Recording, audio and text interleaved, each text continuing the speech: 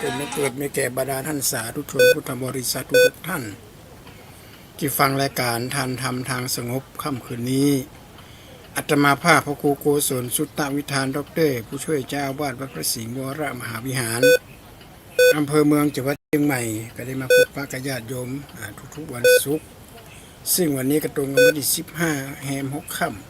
ำเดือน 11 เหนือก็กราบขอบพระคุณท่านพระครูสมุวิสุวัตสุวัตโจเจ้าวาดวัดฝ่ายหินที่เมตตาคือนำเอาสาระธรรมมาให้ญาติโยมได้ฟังกันโดยผ่านจากพระสงฆ์องค์พระเจ้าที่อยู่ตามวัดต่างๆแล้วก็ได้บันทึกเป็นทางไลน์แล้วก็ส่งมาเพื่อเกิดความมั่นคงในการดำเนินชีวิตก็ญาติโยมทั้งหลายที่ได้มาฟังเทศน์ฟังธรรมแบบนี้นะ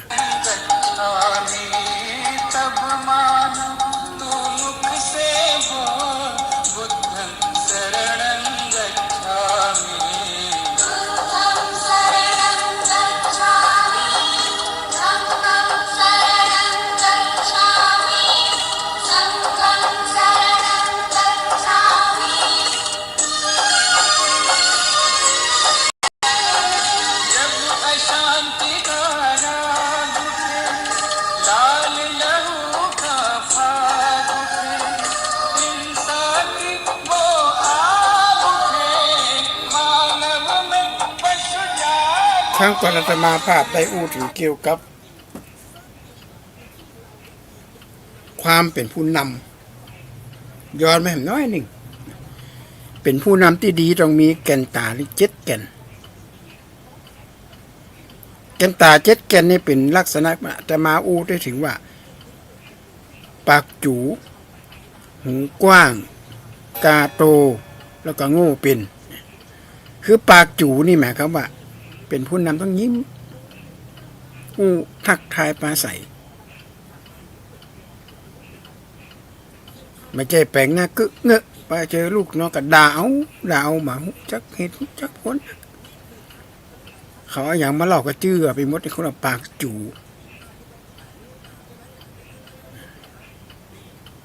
ลูกน้องจะอยู่ในสถานภาพเป็นคนทุกคนจนหรือตำแหน่งต่ำได้กระจังถือว่าทุกคนที่อยู่ในสำนักงานทุกคนที่อยู่ในวัดวาอารามทุกคนที่อยู่ในโรงงานทุกคนที่อยู่ในโรงเรียนอยู่ในวิทยาลัยทุกคนเป็นบุคคลที่สำคัญมากแต่ละแผนกถ้าขาดไผ่คนใดคนหนึ่งไปเนี่ยเอาละปัญหาเกิดขึ้นมาละจะยกตัวอย่างมีตัวเจ้าอยู่3 ตน4 ตนไม่ใช่3 ตน4 ตนเดินทางทุดงไปด้วยกันแต่ละตนก็มีความรู้ความสามารถเหมือนกันตัวหนึ่งก็ให้คำปรึกษาหรือว่าดูเมื่อดูหมอห้องนะดูระเลิกดูยามอะไรอย่างเนี้ยให้คำปรึกษาใครมีปัญหาชีวิตแถมฝ่ายนี่ก็เก่งเตะเก่งประชาสัมพันธ์ให้คนมาเขาวัดเขาว่ามาถวายสังฆทานมาหาคำปรึกษาจากหลวงพ่อนะแถมตัวหนึ่งก็มีหน้าที่ก่อสร้างศาสนสถานการก่อสร้างการออกแบบอะไรอย่างต่างๆแต่ละอย่างแถมตัวหนึ่งก็มีหน้าที่เผยแผ่ธรรมะสู่เจ้าบ้านที่มีอยู่มาวันหนึ่งญาติโยม4 ตัวนี้มาเจอกันต่างคนต่างอวดกันไอ้คนนี้แค่การปรึกษาวันนี้อาคารหลังเนี้ยถ้าผมว่าถ้าเปิดมาปรึกษาเรื่องปัญหาชีวิตที่ว่าเกิดมาเป็นคนต้องสร้างศาสนสถานอันนี้เนี่ยโอ้ผมมากินมาต้านหรอกเงือกปากน้ำฝีปากผมเลยแท้ทำตัวนึงก็บอกว่าโอ้อีก็บรรทุกนะถ้าผมประชาสัมพันธ์เนี่ยเปิดไม่วัดวาผมกันแนะนำประชาสัมพันธ์ให้ญาติโยมไปหาหลวงพ่อหลวงปู่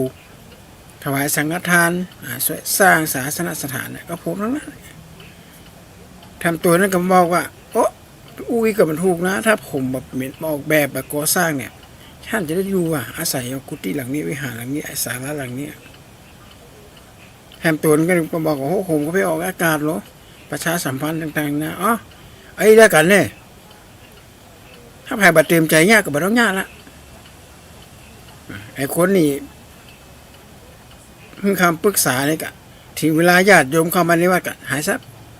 รับเข้าไปในห้องเนี่ยตัวที่เป็นโฆษกประชาสัมพันธ์ให้คนมากินมาทานกะ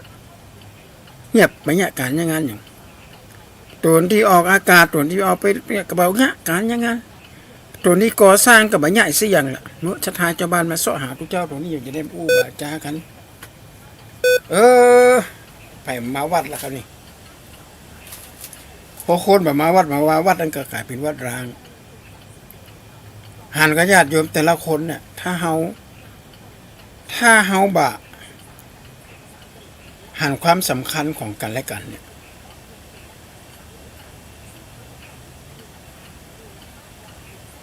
ศาลาแห่งนั้นนี่ก็บรรณาอยู่ละเพราะนั้นวินัยของพระพุทธเจ้าเป็นเรื่องเปรียบเทียบวินัยเหมือนกับดอกไม้เนี่ยนายมาลาเนี่ยเอาดอกไม้จะปะต่างถิ่นต่างไก่เข้ามาแต่เพื่อเอามาร้อยเป็นอย่างเมียคัดเอาเป็นอย่างดูแลเกิดความสวยสดงดงามเหมือนพระสงฆ์เหมือนทหารเหมือนเจ้าบ้านเนี่ยถ้าหากว่าอยู่กันเป็นระเบียบเรียบร้อยปีหูสองน้องหูลึ่งกับเกี่ยวกันพิจารณาอย่างที่ป่าสถานที่แห่งนั้นก็ประสบผลสำเร็จนี่ปากจูนะปากจูยังมีโรงงานแห่งหนึ่งนายจ้างคนนี้โอ้โหจะปะลูกน้องกับทักทายปลาใสยิ้มเนี่ยแจ่มใสให้เกียรติกับลูกน้องทุกวันเลยลูกน้องก็ต้องรอของเจ้านายให้บอสได้เป็นกลับไปก่อนลูกน้องถึงจะกลับไปที่หลังเด็กกันเพียงกดเพราะว่าป่าปื้มปีติเป็นอย่างมากที่บอสเนี่ยเป็นให้เกียรติกับพนักงานในแต่ละคนทำมือพนักงานฮักบอสคนนี้มากเลยฮาขนาดนักเลยบอกว่าบอสจะเอารถจอดที่ไหนพนักงานมันนี่ก็ไปพอไปก่อยนี่ทางนี้ทางนั้นเพื่อให้ท่านได้อยู่อย่างมั่นคงปรากฏว่าเหตุการณ์นี้ก็เกิดขึ้นไปเลยบอสประกาศดีบางวันไปแอวต่างประเทศก็ซื้อของมาฝากของยกย่องต่างกับพนักงานอย่างอื่นต่างกับผู้จัดการแผนกอื่นพิษอย่างน้อยก็เอาละก็ใส่ละพิษอย่างน้อยแบบพอใจก็ก็ใส่ละอันนี้บอสคนนี้มาใจบอสคนนี้นี่ถ้าพิษขึ้นมาปุ๊บปุ่นก็จะแนะนำหรือมันก็บอกอู้ถึงเลยว่ามันแล้วไปละแก้วมันแตกไปแล้วเนี่ยจะเอาไม่อู้ไม่อย่างอู้ไปกับพิษเหมือนกันนะกันมันบางคนเอาไปเอาแก้วแตกเอาแจกันแตกไปเลยถึงเวลาแตกมันก็ต้องแตกปรากฏว่าวันหนึ่งนะญาติโยมสะหาบอดกับปะโทรศัพท์มือถือก็วางอยู่ที่ห้องไปตรวจห้องน้ำก็บ่มีห้องน้ำก็บ่มีเราหันไปพอในรถก็บอกไปไหนนี่บอดเป็นหายไปไหนพนักงานคนหนึ่งที่ถือกุญแจห้องเย็นบอกไปพอในห้องเย็นบอกสงสัยจะอยู่ในห้องเย็นนี่ค่ะพอห้องนี่มันถึงเวลาปุ๊บมันจะอัดมันจะปิดด้วยอัตโนมัติถ้าของได้อยู่ตรงไหนล่ะเกินกว่า1 ชั่วโมงเนี่ยมันจะกลายเป็นน้ำแข็งเลยป้ากัดเปิดเข้าไปโอ้โหบอดเป็นสันงักเกือบตายลูกน้องเกิดกันบอดขึ้นมาออกนอกห้องด้วยกันปฐมพยาบาลก็ส่งโรงพยาบาลท่านก็ปลอดภัยแล้วก็มีนักข่าวก็ไปถามบอดคนนี้ถามลูกน้องว่าจะได้หูกับบอดอยู่ตรงนี้แล้วหนุ่มท่านไทยถึงมายอมปีบ้านกันเลิกงานเสร็จทุกคนอู้เสียงเดียวกันว่าดีใจที่หันหน้าบอดคือผู้จัดการใหญ่นี่แหละเจ้านายใหญ่เจ้านายใหญ่นี้เป็นคนมีอัธยาศัยไมตรีที่ดีมากพวกผมมีความหวังในอนาคตในการทำงานก็ได้มาจากบอสเนี่ยเป็นคำแนะนำอย่างต่างๆนานา ราะฉะนั้นวันไหนนี่ถ้าผมไม่ได้หันหน้าเปิ้นบ้างผมจะน้องมารับอยู่บนม้วน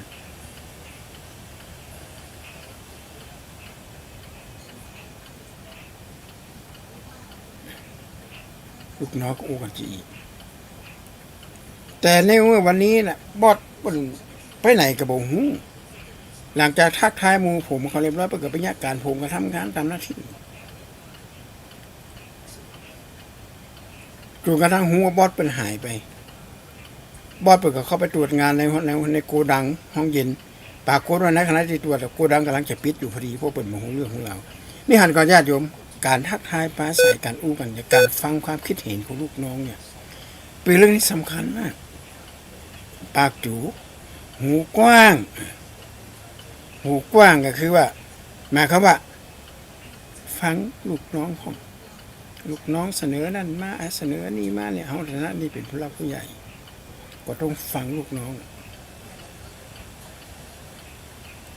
สุภาษิตของคนจีนมันบอกว่าห้ามพูด4อย่างนี่1ไม่รู้2ไม่ใช่3ไม่ได้4ไม่มีไม่รู้ไม่ใช่ไม่รู้ไม่ได้ไม่ใช่ไม่มีบ่บ่ได้โอ้บ่ใช่เหรอโอ้บ่มีเหรอเนี่ยมันห้ามมาอู้บ่หูเนี่ยมันฟังแล้วมันมีความรู้สึกว่ามันเหมือนกับอยู่คนละโลกกันไปเลยเหมือนกับไม่ได้อยู่ด้วยกันหูก่อนที่จะตัวบ่หูก็ต้องบอกว่าก็ว่านะกำลังมาถึงมาเร็วเนี่ยเรื่องมันเป็นยังไงกับบ่หูนะก็เร็วเดี๋ยวท่านมีข้อมูลนี่จะมาบอกเลยยังแควนด้วยนะบอกคนหมอเจ้านายลูกน้องถามลูกน้องเจ้านายถามกับบ่ต่างคนกับต่างบ่หูฟังแล้วมันน่ามาปูแล้วมันน่าฟังไม่รู้ไม่ใช่โอ้ไม่ใช่ไม่ใช่ไม่ใช่ไม่ใช่ไม่ใช่ไม่ใช่คนนั้นไม่ใช่ไม่ใช่ไม่ใช่ทุกอย่างไม่ใช่สักอย่างลายไม่ใช่ลายไม่ใช่ก็เลยไก่ไม่ใช่สักคำใจไก่มาเลยไม่รู้ไม่ใช่ไม่ได้ไม่ได้ไม่ได้ไม่ได้ไม่ได้บอกเลยเดี๋ยวมันได้เขาจะแปลงนี่ก็โอ้แปลงได้ยังไงเนี่ยไม่ได้เขาเสนอเลยไม่ได้อย่างเงี้ยจะเปรียบเทียบปัจจุบันเนี่ยปัญหาเกิดขึ้นบ้านเมืองเนี่ยก็ไม่ได้เล่าขวัญรัฐบาลไม่ได้เล่าขวัญผู้หลักผู้ใหญ่อย่างนั้นเขามีเอกอัครราชทูตหรืออย่างเอกอัครราชทูตกินเงินเดือนของเจ้าบ้านเดือนกี่หมื่นมีไว้อย่างถามได้นะเอกทูตแปลว่าผู้รับใช้นะเอกอัครราชทูตจะต้องไปเจรจากันนะมันต้องยิงกันละการยิงกันขึ้นมาเนี่ยมันเกิดอย่างคือที่ไหนระเบิดตกก็สลังคาไปนี่ดูเจ้าบ้านแล้ว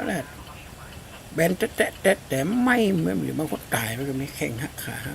บางหูอีโนอีนี่สิอย่างเลย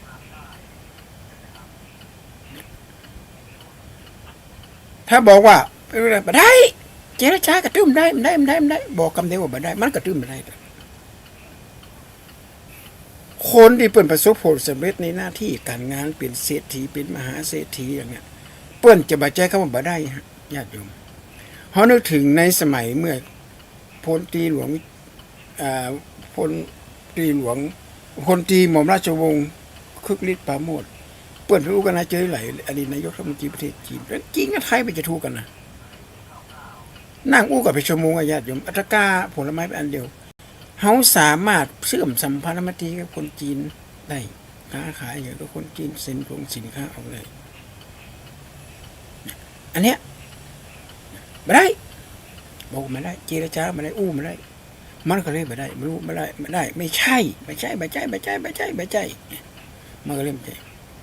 ไม่รู้ไม่ใช่ไม่ได้ไม่มีกับบ่มีบ่มีก็เลยกับมีแต่พี่ต่างด้วยคำปากอันนี้สำคัญนะอันนี้มันได้เล่าหัวรัฐบาลนะแต่นั่งดูหน้าจอทีวีหันคนตายหันทหารไทยบาดเจ็บหันทหารต่างประเทศเป็นเจ็บเป็นตายเนี่ยเราจะได้บอกเอาไปเจรจากันผู้นำประเทศแต่ละประเทศ ก็ไปเจรจากันกันผู้นำสองประเทศเนี่ยอู้กันเอาปะละมาลองยิงกันละเหตุการณ์อย่างเกิดขึ้นมาปุ๊บเนี่ยเขตเชายแดนอย่างต่างๆนานาเนี่ยเอากฎหมายมันเป็นหลักดีกว่าบัดเราเอาใจพละกำลังละเอาปืนยิงกันละมันตายก็ตายนะปืนเนี่ยแล้วปายพอเอาระเบิดมาวางเนี่ยเอาไปย่ำใส่ระเบิดตูมขาปุ๊บพิงเปิดยังเราจะต้องไปเจรจากันอย่าไปตอบว่าเจรจาไม่ได้มันไม่ใช่มันไม่ได้มันไม่มีไม่รู้ไม่ได้ไม่ใช่ไม่มีปากจูหูกว้างตาโตคำว่าตาโตนี่หมายความว่ามี7 กันตานะ1ธรรมตัญญุตาต้องรู้จักเหตุอัฏฐัญญุตารู้จักผลอตัญญุตารู้จักตนมัตตัญญุตารู้จักพอประมาณกาลัญญุตารู้จักกาลเทศะปริสัญญุตารู้จักประชาชนและก็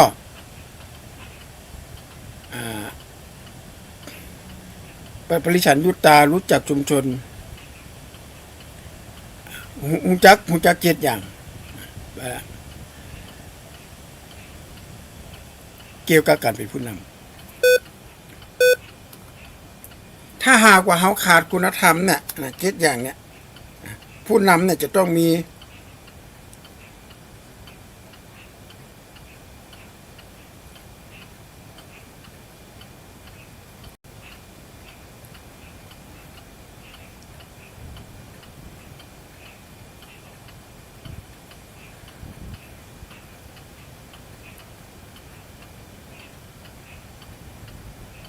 ปุคลัญญุตาข้อสุดท้ายอาตมาขอโทษด้วย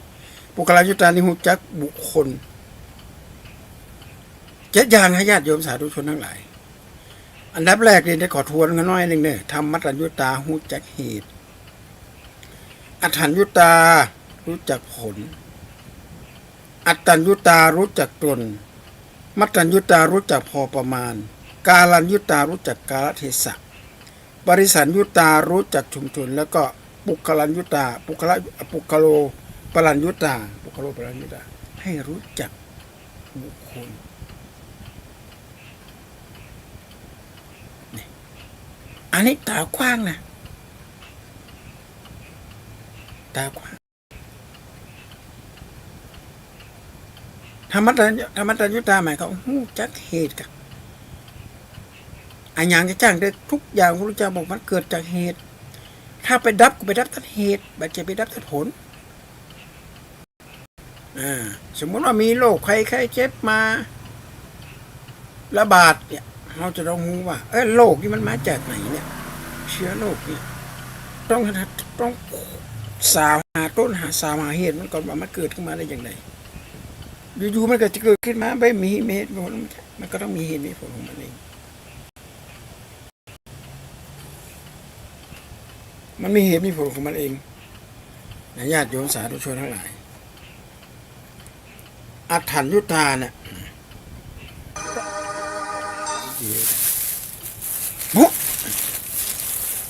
ก่อนที่จะตัวบอกฮู้ก็ต้องตอบว่า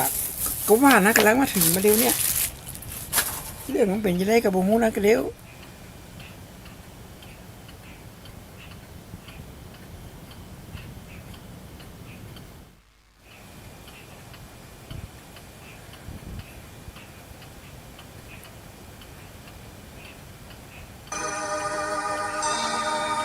มันไม่ใช่มันไม่ได้มันไม่มีไม่รู้ไม่ได้ไม่ใช่ไม่มีปากจูหูกว้างตาโตคำว่าตาโตนี่หมายความว่ามี7 กันตานะ1ธรรมตัญญุตาต้องรู้จักเหตุอัฏฐัญญุตารู้จักผลอตัญญุตารู้จักตนมัตตัญญุตารู้จักพอประมาณกาลัญญุตารู้จักกาลเทศะปริสัญญุตารู้จักประชาชนและก็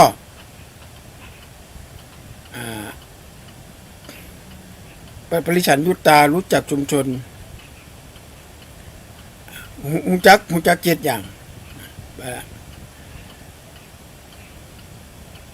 เกี่ยวกับการเป็นผู้นำ ถ้าหากว่าเขาขาดคุณธรรมเนี่ยนะเจ็ดอย่างเนี่ยผู้นำเนี่ยจะต้องมี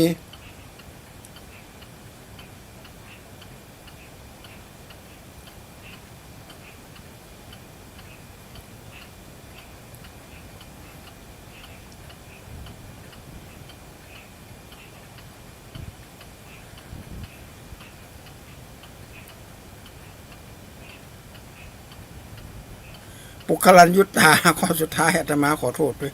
ปุคลัญยุตตานี่หูจักบุคคลเจ็ดอย่างให้ญาติโยมสาธุชนทั้งหลาย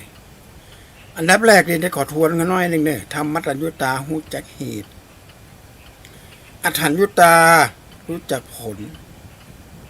อัตตัญญุตารู้จักตนมัตตัญญุตารู้จักพอประมาณ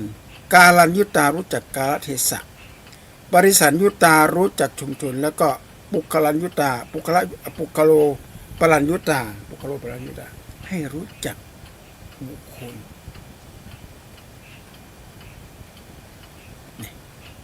อันนี้ตากว้างนะตากว้างธรรมตัญญุตาหมายเขาหูจักเหตุกันอันอย่างจะจ้างได้ทุกอย่างพระพุทธเจ้าบอกมันเกิดจากเหตุ ถ้าไปดับก็ไปดับทัดเหตุบาดเจ็บไปดับทัดผลสมมติว่ามีโรคใครเจ็บมาระบาดเนี่ยเราจะต้องรู้ว่าโรคนี้มันมาจากไหนเนี่ยเชื้อโรคเนี่ยต้องสาวหาต้นสาวหาเหตุมันก่อนว่ามันเกิดขึ้นมาได้อย่างไรอยู่ๆมันก็จะเกิดขึ้นมาไม่มีเหตุผลมันก็ต้องมีเหตุมีผลของมันเองมันมีเหตุมีผลของมันเองนะญาติโยมสาธุชนทั้งหลายอัฏฐัญญุตาเนี่ยต้องรู้จักผลเมื่อมีเหตุก็ต้องมีผลเกิดขึ้นผลจากการกระทำเหล่านี้คืออะไรเนี่ยเราจะต้องรู้ด้วยอัตตัญญุตารู้จักตัวเราเป็นไผบางคนหูจักตัวเก่านะเหลิงตัวเก่ามีอำนาจมีเป็นเจ้านุงเจ้านายเป็นเจ้าคนนายคนลืมแหละลืมว่าตัวเองเป็นไผพอลืมตัวเองเป็นไผแล้วก็บอกฟังไผด้วยนะฮะพอลืมแล้วก็ลืมบอกฟังไผแล้วพอบอกฟังไผแล้วก็อย่างเกิดขึ้นมาละ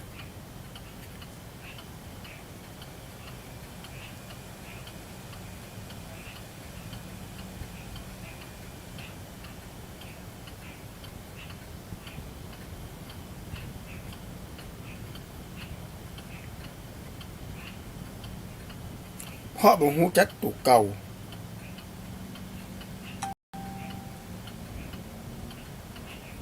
อัตตัญญุตามัตตัญญุตารู้จักประมาณรู้จักประมาณในการกินรู้จักประมาณในการอยู่รู้จักประมาณในการบริโภคทรัพย์อย่างต่างๆนานาเนี่ย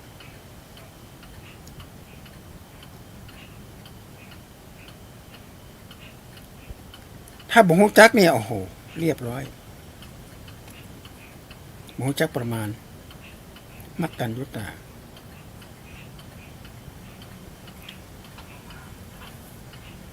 ปัจจุบันเนี่ยบางคนในญาติโยมไม่ได้เล่าขวัญเป็นคนรวยซื้อรถหรูมากันหนึ่งเอามาขับบ่ฮอดได้บ่ฮอดเหนือเป็นรถใหม่มันย่ำตะใดมันเกียร์มันใดมันเบรกตะใดก็ย่ำมาถูกเอาไปตกห้องเมืองป้อทอลูกน้องก็ช่วยกันมาดีมันเป็นรถหรูมีราคาแพงมาเลยปลอดภัยเปิ่นก็ได้ถามว่าท่านยังบอกพอได้พอเหนือนี่มันห้องเมืองนี่ท่านลงไม่อย่างหน้าการเมืองก็บอกว่าขอโทษเถอะมันล้ำมันมุงามแล้วไปตีแห่งนี้เป็นของไฟโอ้มันกะตีของท่านนะค่ะกระท่านซีวิตละเมอแล้วเนาะท่านอย่ามาขี้ลืมเนี่ยและนักการเมืองวันนี้ก็ตายไปเสียชีวิตละทรัพย์สมบัตินี่ทิ้งไปบ้าอย่างเป็นไปซะอย่างเนี่ยบ่ฮู้จักประมาณในตนเองเราฮู้จักประมาณแต่ประมาณตัวเก่าคนนี้ว่าเฮา บริโภคสิ่งเหล่านี้ไปแล้วมันอะไรอย่างขึ้นมาเปิ่นไปเลี่ยไล่ขอแปลงมันแปลงนี่สร้างหันเนี่ยมาแค่สร้างละมาแค่กินมาแค่กินมาแค่ตานเงินละบางแต่เอากำไรอย่างเดียวเพราะฉะนั้นบุญเนี่ยเหมือนกับเสบียงนะญาติโยมที่จะติดตามเราไปตลอดเกิดพบไหนจัดไหนก็มาจากเนื้อหน้าบุญถ้าตายเป็นมาได้ตายว่าเป็นมดบุญถ้าเสียชีวิตเป็นกับมดบุญไปละมันได้เกิดไปได้งอกแล้วพอเกิดกับมดบุญไปละพอมีโอกาสได้สร้างบุญอ่ะจะสร้างก็สร้างในขณะที่ยังมีชีวิตยังมีลมหายใจอยู่ถ้าสิ้นบุญสิ้นวาสนาหมดอันนี้เป็นต้นอันนี้บอกรู้จักประมาณมัตตัญญุตารู้จักประมาณตัวเอง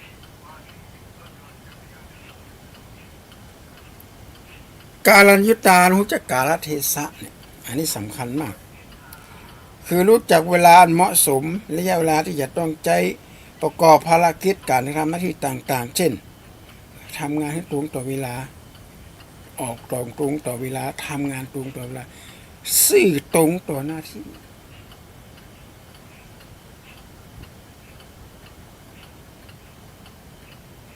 อันนี้ก็ถือว่าเป็นผู้นำที่ดีเป็นลูกน้องที่ดีด้วยผู้นำที่ดีเป็นผู้นำที่ดีต้องเป็นผู้ตามที่ดีด้วยไม่ใช่ดีแต่เป็นเฉพาะเป็นผู้นำอย่างเดียวนะญาติโยมต้องเป็นผู้ตามที่ดีด้วยก็เฮาเป็นถ้าเฮาเป็นหัวหน้าหมู่เนี่ยโรงงานกาโรงเรียนกาอาคารอย่างต่างๆแต่เจ้านายที่สูงกว่าเปิ้นก็ยังมีอยู่สูงกว่าเฮาก็มีเฮาก็ต้องเป็นผู้ตามที่ดีเขาเรียกว่าปุคลัญญุตาอาการัญญุตาปริสัญญุตานี่รู้จักชุมชนอันนี้เรื่องใหญ่มากเลยญาติโยมแบบคงจะต้องต่อวันศุกร์หน้าแหละปริสัญญุตาจากชุมชนอันนี้นี่สำคัญมากโยงใยไปถึงวินัยของพระสงฆ์ของพระเจ้าด้วยหลายคนหลายท่านมันโจมตีพระสงฆ์องค์พระเจ้าเป็นอย่างนั้นเป็นอย่างนี้เพราะเราจะต้องปรับตัวเข้ากับสังคมที่อยู่เนี่ย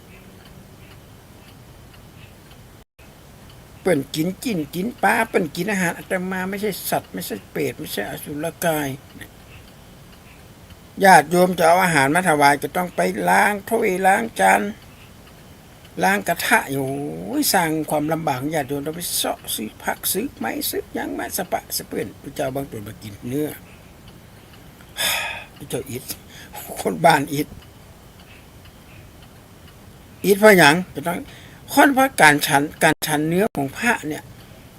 พ่อมีเทวทัตเนี่ยไปขอพระพุทธเจ้าว่าห้ามให้ภิกษุฉันเนื้อ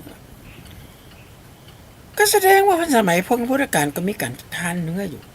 ถ้าว่ามีการฉันเนื้อพระเทวทัตเป็นจะไปขอได้อย่างไร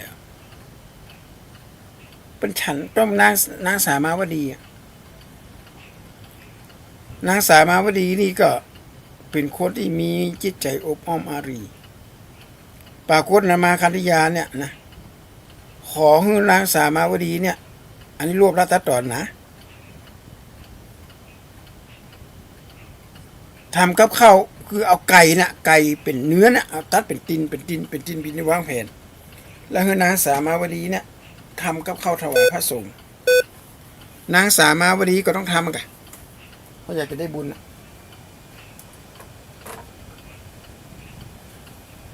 นางสามาวดีก็ทำเอาอาหารที่กุ๊กเรียบร้อยเป็นตินเรียบร้อยแล้วเอาถวายพระสงฆ์ฉันอาหารเสร็จหิปอนยะถาวาลีสัพพิติอยู่ต่อมานางมาคันธยาก็เอาไก่เป็นเนี่ยมาให้นางสามาวดีฆ่าแล้วถวายพระเจ้าอุเทนนะปัดต่อเป็นไปยอมได้ไหนเป็นพระอรหันต์แล้วหรอเป็นสำเร็จพระอรหันต์แล้วเป็นกับฆ่าก็เอาละเป็นทูเทศต่างๆนะว่า สามาวดีนี่มาจงรักภักดีต่อพระองค์ครับจะอีเวลาไปถวายผู้เจ้าถวายได้ไอ้ยะได้กันนะสามาวดีก็โอ้บาได้วันนั้นเนี่ยคุณโก๊กมาเป็นจินมาแล้วโก๊กมาเป็นก้อมอ่ะไอ้ตะยะอะไรกะอันนี้เอาไก่เป็นเปลี่ยนไว้กันฆ่าไปได้เลยไก่เป็นเปลี่ยนน่ะไปพีหัวกันพระการฉันภัตตาหารอาหารเนี่ยนะฮะภิกษุไม่รู้ไม่เห็นไม่เป็นไม่เข้าข้างในการฆ่าก็บอกพิษนะแต่พระเจ้ามัตตุไปสั่งไว้เอาไก่ผู้เจ้าเราเลยนะไอ้พิษล้ำนี่เนาะแกงอ้อมนี่นะเหมือนนี่พิษแต่ว่าพระสงฆ์เนี่ยจะต้องปรับตัวให้ครับกับสังชุมชนน่ะปริสันยุตตารู้จักชุมชนเปิ้นกินยังไงเปิ้นอยู่ยังไงนี่ต้องปรับตัวจะไปดื้อรั้นนะเอาเรื่องปริสันยุตตานี่เขาต่อวันชั่วโมงหน้าดีกว่าเพราะว่าวันนี้ก็ขอกราบขอบพระคุณท่านพระครูสมุวิสุวัฒน์เนอะที่เปิ้นเมตตาเอาเรื่องราวเกี่ยวกับ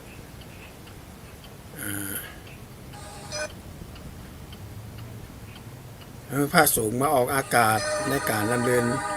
รายการอย่างต่างๆนานารายการนี้ก็มีญาติโยมได้ฟังกันตลอดนะแล้วก็ก่อนที่จะจบรายการนี้ก็ขอกราบขอบพระคุณพระมหาเถรานุเถระที่มาร่วมงานวันชาปนกิจพระครูวินัยธรสมบูรณ์สุวัจโจเพราะเอาสมบูรณ์สุภาจาโลจะสุวัจโจสุภาจาโลในวันที่14ที่ผ่านมาก็มีญาติโยมมาปากันมานักขออนุโมทนาด้วยวันนี้ก็ขอจากญาติจากโยมไปก่อนให้ขอความสุขความสดีตัวดีจงมีแก่สาธุชนทุกท่านขอเจริญพร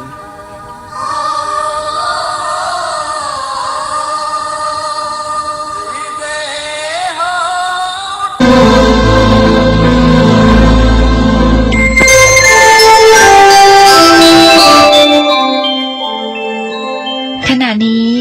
ท่านกำลังฟังสถานีวิทยุกระจายเสียง FM